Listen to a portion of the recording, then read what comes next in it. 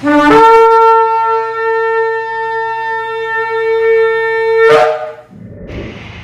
Shalom, está la congregación Beit Tefillah del sector Candelaria en Arecibo, en la carretera número 2. Esta que le habla es la Roa y la doctora Maritza Rivera. Hoy tenemos una parashá nueva, la parashá Metzorah, la parashá número 28, la cual nosotros la encontramos en el libro de Vayikra, en el libro de Levíticos, capítulo 14, versículo 1 al capítulo 15 y versículo 33. Parashá Metzorah, y un significado para esta parashá es el que tiene zarar, el que tiene lepra. Además de ser la parashá Metzorah, hoy es un Shabbat Hagador. Shabbat Hagador. El Shabbat previo a Pesach, que es conocido en el pueblo judío como Shabbat Hagador, el gran Shabbat, y la tradición nos cuenta que en aquel día cada familia israelita tomó un cordero para su ofrenda y lo ató a las patas de la cama, y los egipcios al ver esto preguntaron: ¿para qué es este cordero? Y los hijos de Israel respondieron: es para ser sacrificado como ofrenda de Pesach, tal como Yahweh nos lo ordenó. Y el cordero representa la máxima deidad egipcia, ya que los egipcios adoraban la prosperidad materialista y económica. Por eso este Shabbat es llamado el Gran Shabbat, con la finalidad de nuestra existencia en este mundo, que es transformar nuestro entorno, perfeccionarlo, iluminarlo, y muchas veces esos cambios exigen gran coraje. Los hijos de Israel tomaron lo más valioso de la sociedad en la que se encontraban y lo sacrificaron a Yahweh. Este mensaje es vigente en nuestra época para lograr cambios, porque hace falta coraje cuando todos a nuestro alrededor están enceguecidos por lo material. Es muy difícil abstraerse y tratar de llevar una vida espiritual. Nuestros vecinos nos preguntan qué hacen, por qué no se dejan llevar por la vida materialista. Y nuestra respuesta es que Yahweh nos entregó lo material para que lo elevemos y lo transformemos en algo espiritual. O sea que así, a pocos días de Pesach, debemos aprovechar y reflexionar si en nuestras vidas nos dejamos utilizar para beneficiar al mundo en general.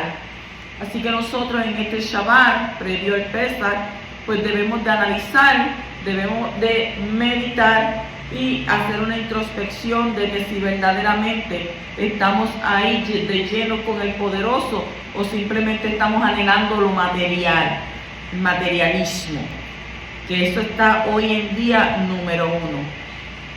Bendito el poderoso. Entonces entramos a la parashá, hacemos introducción, y la parashá nos habla en esta sección Metzorah, que comienza a describir el proceso a través del cual el Metzorah recuperado es purificado por el Cohen con un procedimiento especial que incluye 2 palomas, agua de un manantial y una vasija de barro, un pedazo de madera de cedro, una cinta de color púrpura y un ramo de mirto. Y una casa también puede ser afectada por la zarat a través de la aparición de manchas rojizas o verdosas en las paredes, en un proceso que dura como mucho 19 días. Un Cohen determina si la casa puede ser purificada o debe ser demolida. La emisión de una descarga seminal u otra en un hombre y la menstruación u otra descarga de sangre en una mujer indican un estado de impureza ritual que necesita de un proceso de purificación a través de la inmersión en una mikveh, o sea, un baño ritual. Entramos de lleno a la parashá en el capítulo 14 y versículo 2 dice: y esta habrá de ser la Torah que rige para el leproso, o la ley que rige para el leproso en el día de su purificación. Al-Shem, basándose en el sentido literal de las palabras, donde dice en el día de su purificación, insiste en que nadie cura al enfermo. En este caso, el leproso, como siendo él, sino que es su propia decisión de curarse, ya que en su periodo de reclusión deberá pensar, deberá meditar, deberá decidir qué rumbo, qué cambio en sus actitudes esenciales en la vida debe de hacer. y por consiguiente modificar su comportamiento. Y si eso ocurre, dice que él sanará. Por eso la Torá habla de Haish HaMitaher, que significa el hombre que se está autopurificando y que está decidiendo ser otra vez el hombre que tiene lugar en la sociedad. Entonces vemos que los elementos intervinientes en la purificación del leproso, quiere decir su reincorporación a la sociedad, son los siguientes que menciona la Torá: madera de cedro, hisopo, 2 pájaros puros, vivos, púrpura escarlata y agua surgente.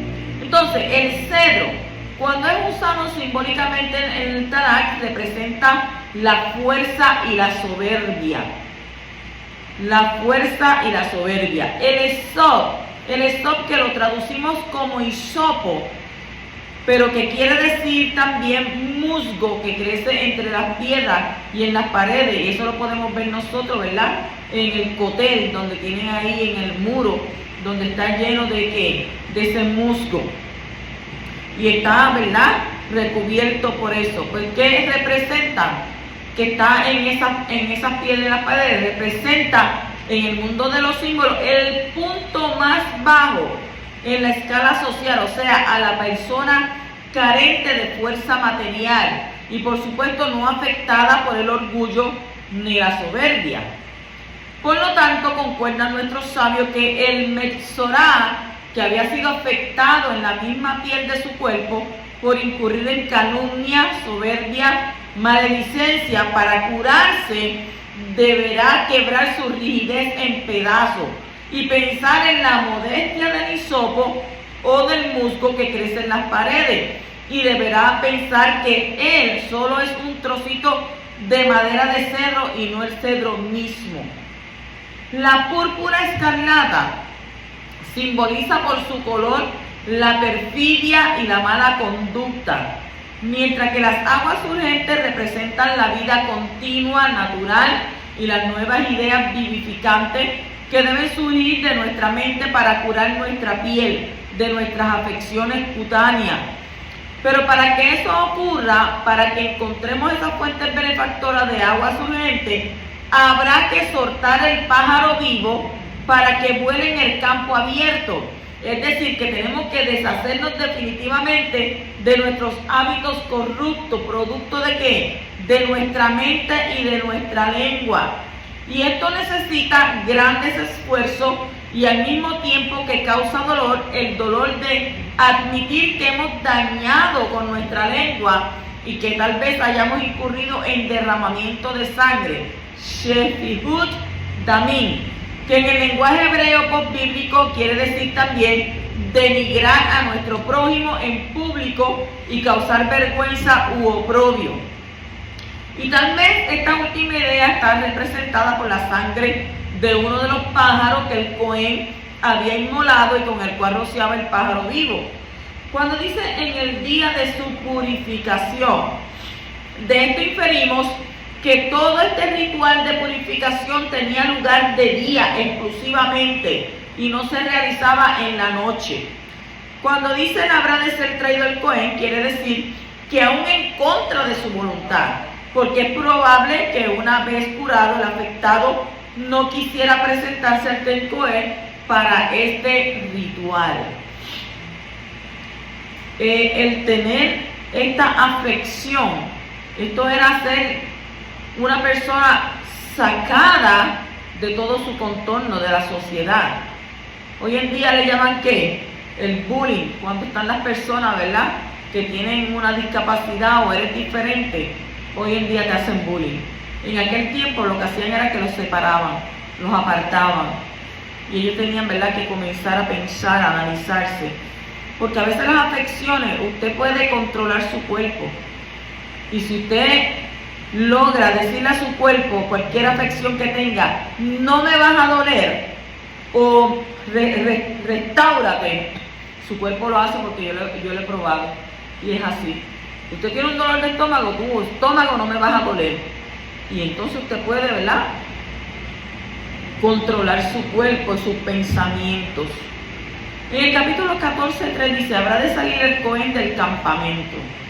De esto inferimos que el afectado por la lepra no podía reingresar al campamento de Israel, aunque ya estuviera curado. O sea, ya yo me sané, ya yo me curé, ya voy para allá adentro. No. ¿Por qué pasa? Porque el Cohen era el que permitía si podía entrar o no. Y hasta que el Cohen no lo purificara, él no podía entrar. Eso lo dice en Levíticos capítulo 13 y versículo 46. En el 14:4 dice 2 pájaros. Y a vos Jacob dijaper al Jacob.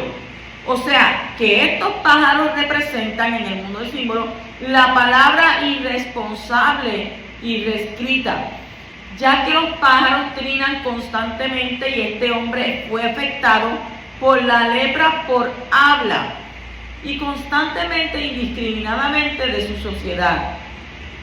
Y por eso, según Rabbi Yitzhak, los 2 pájaros representan los lados positivos y negativos de la palabra. Por eso uno de los 2 pájaros tendrá que ser inmolado, queriendo significar que habrá que desarraigar de nosotros la palabra calumniadora y destructiva. Quiere decir, el calumniador o el difamante no ha distinguido que su lengua entre lo noble y lo perverso, destruyendo todo con su lengua. Cuando dice madera de cedro, púrpura, escarlata e hisopo, estos mismos elementos se usaron en Egipto antes de la liberación del pueblo de Israel. Eso lo podemos ver en Éxodo capítulo 12, versículos 22, así como en los rituales de purificación por contacto con cadáver, enunciados en la Torá en Números 19-18. El poeta bíblico, cuando invoca a Elohim por su purificación, dice en el Salmo 51:9, habrás de purificarme con hisopo y yo seré puro. Capítulo 14, versículo 7 dice 7 veces. ¿Qué sucede con esto? Rociará 7 veces sobre la mano del que se purifica. Capítulo 14 y versículo 8 dice en las aguas. Cada vez que nuestro texto habla de Main es agua, ello hace alusión a la ablución ritual en el mikveh. Pero cuando el texto menciona Main Haim, hace referencia a las aguas surgentes del manantial, que son las que se están hablando sobre este texto. Capítulo 14, versículo 8 dice sobre el lóbulo de la oreja. Este ritual contiene elementos que la Torá ya ha enunciado en ocasión de la consagración de los hijos de Aarón al servicio de Yahweh. Eso lo vemos en Éxodo 29:20. Y esto era una suerte de concertación de pacto. Una parte de la sangre era puesta sobre Aarón y sus hijos. Éxodo 29:20, ahí es donde se habla sobre el servicio de Elohim. Y esto era una suerte de concertación de pacto. Una parte de la sangre era puesta sobre Aarón y sus hijos y otra sobre el altar. Mientras las orejas es el órgano auditivo, las manos y los pies son los miembros de acción. Por eso se ponía la sangre en estos 2 tipos de órganos y miembros, queriendo simbolizar la aceptación del pacto por medio de la palabra oída y por la acción futura derivada de ese pacto. En el 14:32 nos dice, esta es la Torá, la ley para el que tenga infección de lepra, cuyos recursos para su purificación sean limitados. ¿Cómo es tratado el pobre delante del Creador?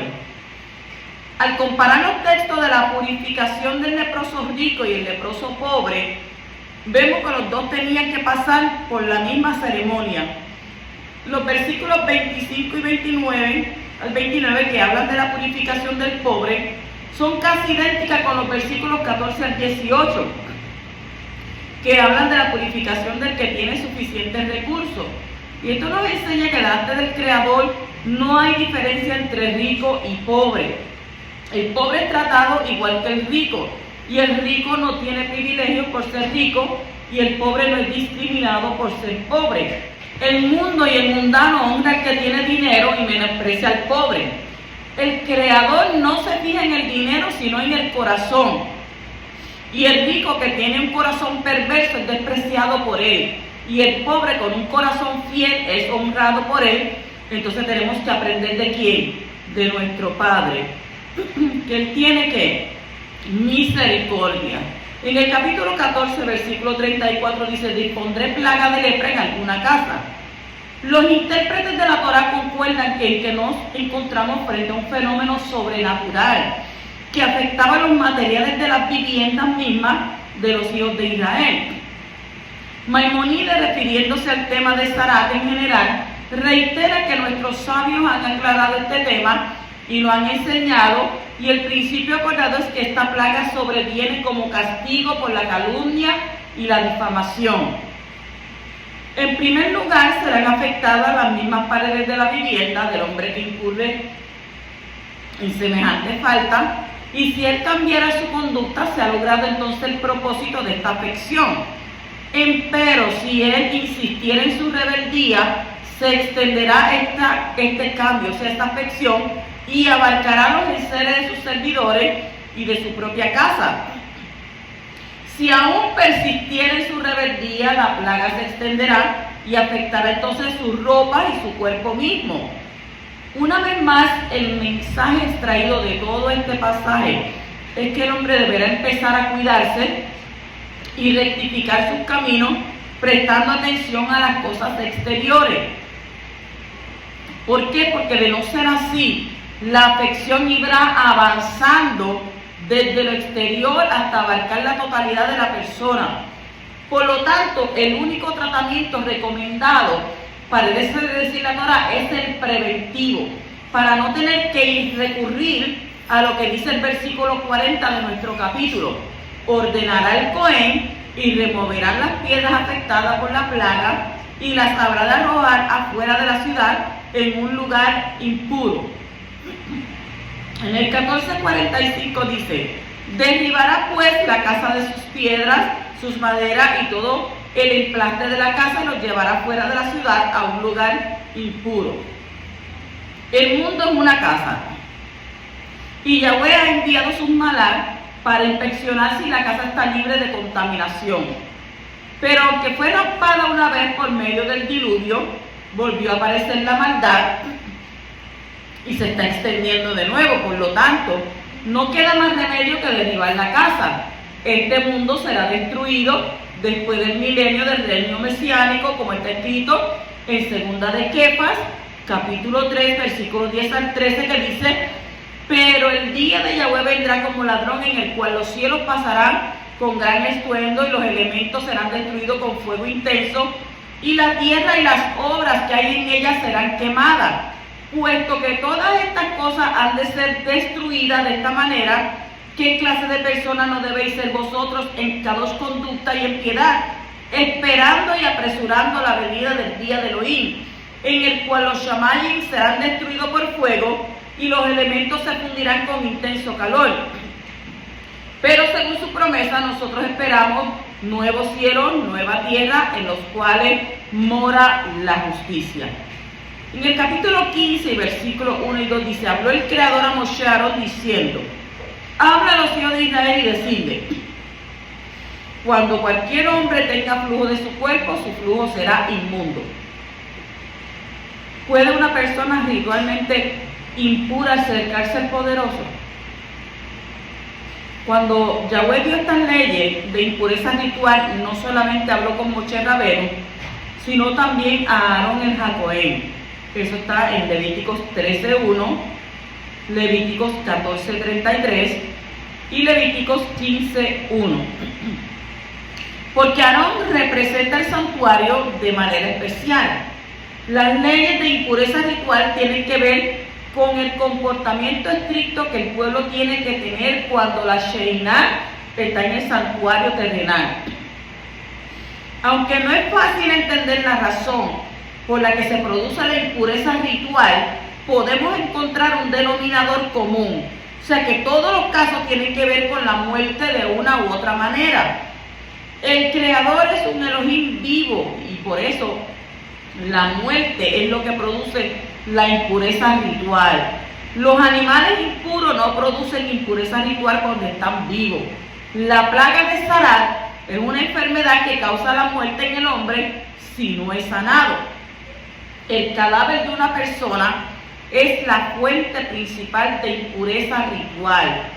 Cosas relacionadas con la muerte producen impureza ritual. O sea que en este texto aprendemos que las enfermedades en los aparatos reproductores producen impureza ritual. Y estas enfermedades también son un paso hacia la muerte, porque el resultado de una de ellas puede ser que el hombre no pueda reproducirse.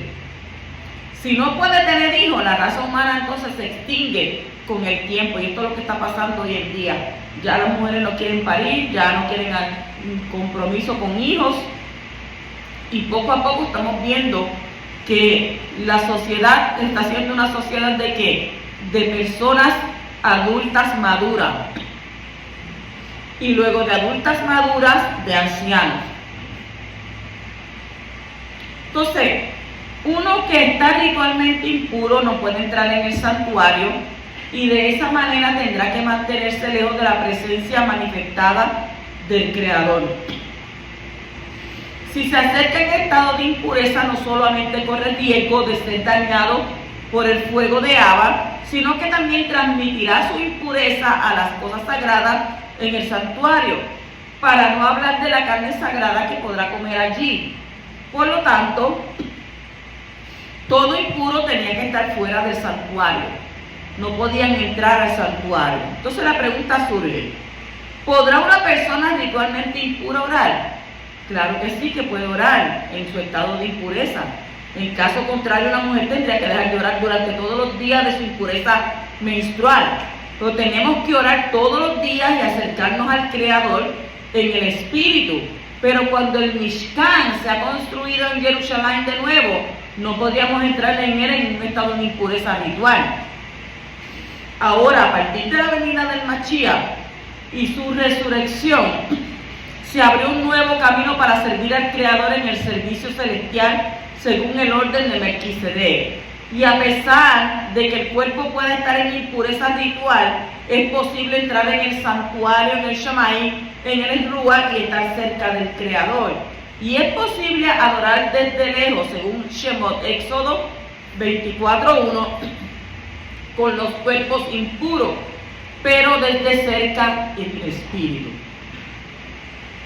Pero estoy convencida de que el Creador se place más de nosotros si procuramos mantener nuestros cuerpos ritualmente limpios lo más que podamos, a pesar de que no tenemos el santuario entre nosotros, y especialmente porque en el Mashiach nuestros cuerpos son templo para el Ruach de Kadoshá, para el Ruach HaKodesh.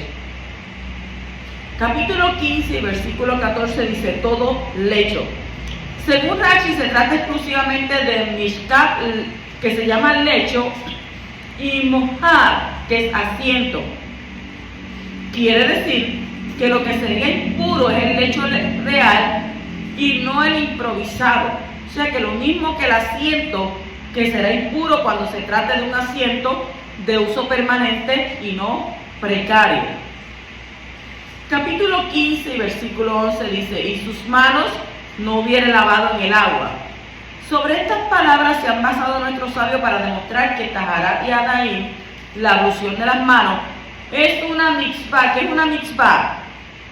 Un mandamiento escrito en la Torá. Y esto es un eufemismo que hace alusión a la tevilá, a la inmersión ritual, ya que la Torá denomina este versículo a la tevilá, lavado de manos. Con los mismos términos se expresa en el Salmo 26:6, cuando dice: habré de lavar con limpieza las palmas de mis manos y circundaré tu altar. O sea, que infiere de este versículo que nada debe interferir entre el cuerpo de la persona en inmersión y el agua. ¿Para qué? Para que no haya hatzitá, interferencia, sino un contacto directo con el agua. En el capítulo 15, 16 dice: y permanecerá impuro hasta la tarde. La inmersión en agua que la Torá exige en este caso tendrá vigencia solamente si la persona en cuestión quisiera entrar en contacto con cosas sagradas. De lo contrario, no. Seguimos en el capítulo 15, versículos 18 al 30, se ven muchos versículos. Vamos a resumir esto. Y nos dice que la temática incluida en estos versículos ha sido respetada por el pueblo de Israel durante los siglos. El concepto Taharat HaMishpachah es básico para comprender la dimensión religiosa del pueblo de Israel. En Deuteronomio de Barín 23:14 leemos: y habrá de ser tu campamento consagrado, para que no vea él en ti ninguna cosa repudiable y se desvíe de ti.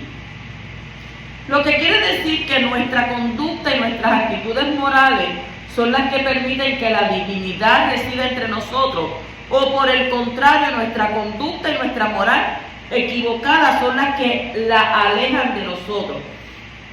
Por eso la Torá insiste en la prevención antes que en el castigo o la reprensión. Y como corolario al capítulo 12 aquí el 15 del libro de Levítico, la Torá concluye con un llamado a los Kohanim, dirigentes espirituales de la época, para que enseñasen, previnieran y separaran a los hijos de Israel de conductas aberrantes que en suma dañan no solo el aspecto físico de la persona, sino su aspecto esencial y espiritual. Y dice: y habréis de separar a los hijos de Israel de su impureza, para que no mueran con su impureza, al mancillar ellos mi santuario que está entre ellos. Vamos a explicar este texto. Este texto se encuentra en el capítulo 15, versículo 31. Dice: así mantendréis a los hijos de Israel separados de sus impurezas, para que no mueran en sus impurezas por haber contaminado mi santuario que está entre ellos. Hay diferentes tipos de impureza. Hay 3 tipos de impureza: la moral, la ritual y la física. La impureza ritual es la que, en primer lugar, que afecta la relación con el santuario. Aunque podamos encontrar alguna que otra relación entre estos 3 tipos de impureza, es importante separarlas para no confundirnos. Las leyes que hablan de separarse de las impurezas por causa del santuario tratan de la impureza ritual. Y esto quiere decir que la prohibición para los hijos de Israel de comer animales impuros no está relacionada con la higiene. Y no es porque las carnes impuras tengan ingredientes dañinos para la salud que el Creador las prohíbe para su nación sacerdotal. Puede que esas carnes sí tengan ingredientes dañinos para la salud, pero esa no es la razón por la que se prohíbe. Tampoco es porque el flujo de los aparatos reproductores sea peligroso para la salud que la Torá establece sus regulaciones, sino porque ese flujo produce ¿qué? Impureza ritual. Los hijos de Israel tenían que separarse de la impureza ritual para no peligrar sus vidas por causa de la presencia del santuario, que siempre estaba ¿dónde? Entre ellos, porque ahí habitaba ¿qué? La Shekinah del Poderoso. O sea, que nuestro maestro no habla de la impureza ritual, de la impureza moral, en su discurso sobre la comida en Marcos, Mordejai, capítulo 7, versículo 15 al 23, donde está escrito: ninguna cosa hay fuera del hombre que entrando en él lo pueda contaminar, sino lo que sale de él, eso es lo que contamina al hombre. El que tenga oídos para oír, entienda. O sea que entrando Yeshua en la casa, apartado de la multitud, sus discípulos le preguntaron acerca de esta parábola, y que él les respondió: de modo que también ustedes son lentos de entendimiento, no comprenden que nada de lo que de afuera entra en el hombre lo puede contaminar, porque no entra en su corazón, sino en ¿qué? En su estómago, y es expulsado mediante la evacuación que limpia todo el alimento. O sea que lo que sale del hombre, dice, esto es lo que contamina al hombre, porque de adentro del corazón de los hombres provienen ¿qué? Los malos pensamientos, el adulterio, la fornicación, el robo, el homicidio, la codicia, la maldad, el engaño, la lascivia, el ojo envidioso, la blasfemia, la arrogancia y la insensatez. O sea que todas estas maldades provienen de adentro y contaminan al hombre. Así que el poderoso nos ayuda a entender la diferencia entre estas tres formas de impureza para que nosotros podamos servirle a Él que con un corazón limpio y con pensamientos también que limpios, porque dice su palabra que Él escudriña lo más profundo de nuestro corazón, lo más profundo de nuestros pensamientos, y Él sabe lo que hay en ellos. ¿A dónde nos esconderemos de su presencia? Dice su palabra. ¿Por qué? Porque Él todo lo ve. Shabbat Shalom.